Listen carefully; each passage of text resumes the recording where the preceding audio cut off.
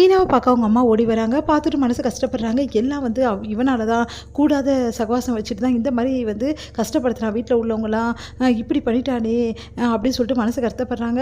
சரி சரி கவலைப்படாதம்மா, இல்லை சரியாயிடும், ஒன்றும் இல்லைன்னு சொல்லிட்டாங்க டாக்டர். அப்படின்னோடனே என்னடி நான் சொன்னேன் இல்லை போவாதுன்னு சொல்லிட்டு கேட்டியா அப்படின்னு சொல்லிட்டு டென்ஷன் ஆகுறாங்க. அத்தை ஒன்றும் இல்லை அத்தை, எல்லாம் சரியாயிடும் அப்படின்னோடனே இந்த சத்தியா பண்ண வேலை தான் தேவையில்லாமல் வந்து அவங்க கூட பழகி இந்த மாதிரி ஆயிடுச்சு அப்படின்னு சொல்லிட்டு டென்ஷன் ஆகுறாங்க. அந்த சிட்டி வந்து இப்படி பண்ணிட்டானே அப்படின்னு சொல்லிட்டு டென்ஷன் ஆகிடுறாங்க. அடுத்து வந்து சரி ஒன்றும் இல்லைம்மா அப்படின்னு சொல்லிட்டு சமாதானப்படுத்தி அனுப்புகிறாங்க அவங்க அம்மாவை. வீட்டுக்கு வந்து மீனா வந்தோடனே தலையில் இருக்க கட்டை பார்த்துட்டு அண்ணாமலை பதறி போகிறாரு. என்ன ஆச்சுன்னு கேட்குறாரு. இந்த மாதிரி பைக்கில் வந்து கீழே விழுந்துட்டா அப்படின்னோடனே நல்ல அடியா அப்படின்னு கேட்குறாரு. இல்லை இல்லை பரவாயில்ல இப்போ எவ்வளோ அப்படின்னோடனே சரி டாக்டர் என்னம்மா சொன்னாங்கன்னு கேட்குறாரு. நல்லா விசாரிக்கிறாரு. இல்லை பரவாயில்ல சொல்லிட்டாங்க, எந்த பிரச்சனையும் இல்லைன்ட்டாங்க. அப்பா இப்போ தான் நிம்மதியாக இருக்குமான்னு பேசிகிட்டு இருக்கும்போது கரெக்டாக விஜயா வந்துடுறாங்க. என்னடி ஆச்சு அப்படின்னு கேட்குறாங்க.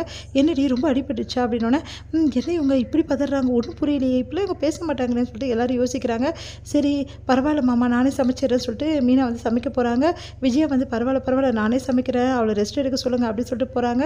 இதையெல்லாம் கேட்குறதுக்கு வந்து அண்ணாமலைக்கும் வந்து முத்துக்கும் ஒன்றும் புரியல. அம்மாவாப்பா இது, என்னால் நம்பவே முடியலப்பா அப்படின்றாரு. அதுவே தான்டா எனக்கும் நம்ப முடியலையே, என்ன பண்ணுறதுன்னு தெரியலையே, மழை தான் வருதா பாடுறா அப்படின்னு சொல்கிறாங்க. சரி இன்றைக்கி அத்தை இப்படி நடந்துப்பாங்கன்னு நினச்சி கூட பார்க்கலங்க, எல்லாருக்கும் ஆச்சரியமாக தான் இருக்குது அப்படின்னு சொல்லிட்டு முத்துவும் சொல்லிட்டு இருக்காரு. இங்கே வந்து சந்திரா செம்ம டென்ஷனாக இருக்காங்க. சத்யா வந்தோடனே நீ எல்லாம் ஒரு மனுஷனாடா, ஒன்றால் தாண்டா இவ்வளோ பிரச்சனை சொல்லிட்டு நடந்த விஷயத்த சொல்கிறாங்க.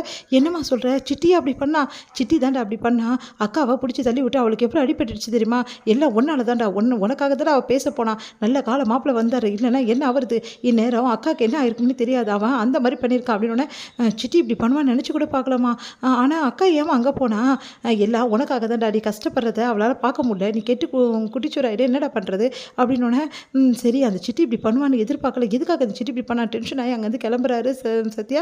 உடனே சிட்டி இப்போ கேள்வி கேட்குறாரு. என்ன நினச்சிட்டு இருக்க மனசில், எவ்வளோ தைரியமாக இருந்தால் என் அக்காவை தள்ளி விட்டிவியா, அந்தளவு உனக்கு ஆயிடுச்சா, இதுக்கப்புறம் உன்கிட்ட நான் இருக்கவே மாட்டேன், இப்போவே போகிறேன், இதுக்கப்புறம் உனக்கு எனக்கு சம்மந்தமே இல்லை, சே நீ எல்லாம் ஒரு ஃப்ரெண்டா, உன்னை நம்பி நான் வந்தேன் பாரு, என்ன சொல்லணும் அப்படின்னு சொல்லிட்டு டென்ஷனாகி போயிடுறாரு. உடனே வந்து சிட்டி செமையாக டென்ஷன் ஆகிறாரு. இந்த சத்யாவை நான் சும்மாவே விட மாட்டேன், இவ்வளோ நாள் போனால் போதுன்னு விட்டு வச்சுருந்தேன், இனிமேட்டு விட மாட்டேன் அப்படின்னு சொல்லிட்டு டென்ஷனாக அப்படியே இருக்காரு. அந்த நேரம் பார்த்து ரோகிணி வராங்க. ரோகிணி பார்த்துட்டோன்னே எதுக்காக இங்கே வந்தீங்க அப்படின்னு சொல்லிட்டு கேட்குறாங்க.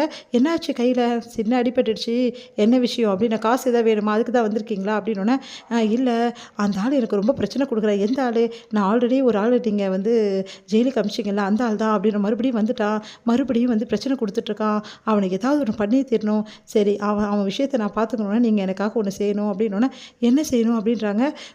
வேறு ஒன்றும் கிடையாது, அந்த சத்யா இருக்கான்ல, சத்யாவா அப்படின்னு, மீனாவோட தம்பி தான்.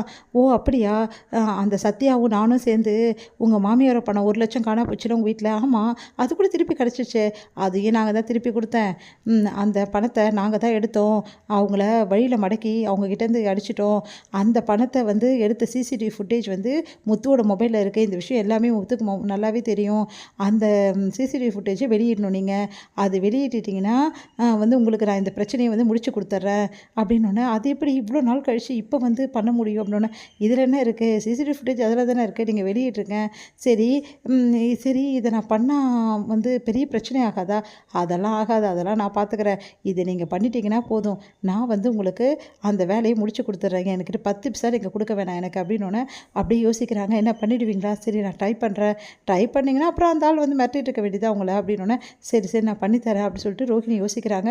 எப்படி வந்து முத்துவோட அந்த ஃபோனை எடுக்கிறது, முத்துவோட ஃபோன்லேருந்து எப்படி அந்த வீடியோவை எடுக்க முடியும், ஒன்றுமே புரியலையே, எப்படியாவது டைப் பண்ணி தான் ஆகணும், வேறு வழி கிடையாதுன்னு சொல்லிட்டு வீட்டுக்கு போகிறாங்க ரோகிணி. வீட்டுக்கு போனோன்னு முத்து என்ன பண்ணுறாரு, மொபைலை வந்து கரெக்டாக ஹாலில் வச்சுட்டு உள்ளே வந்து ரூமில் வந்து நம்ம மீனா கூட பேசிகிட்டு இருக்காரு. உடனே சந்தோஷமாயிடுறாங்க ரோகிணி. அப்பா மொபைலா, இது முத்துவோட மொபைல் தானே அப்படின்னு சொல்லிட்டு கையில் எடுக்கிறாங்க. கரெக்டாக வந்து அந்த டைமில் வாங்குறாரு முத்து. அதை பார்த்து அதிர்ச்சி அடைகிறாங்க ரோகிணி. இதோட முடியுது.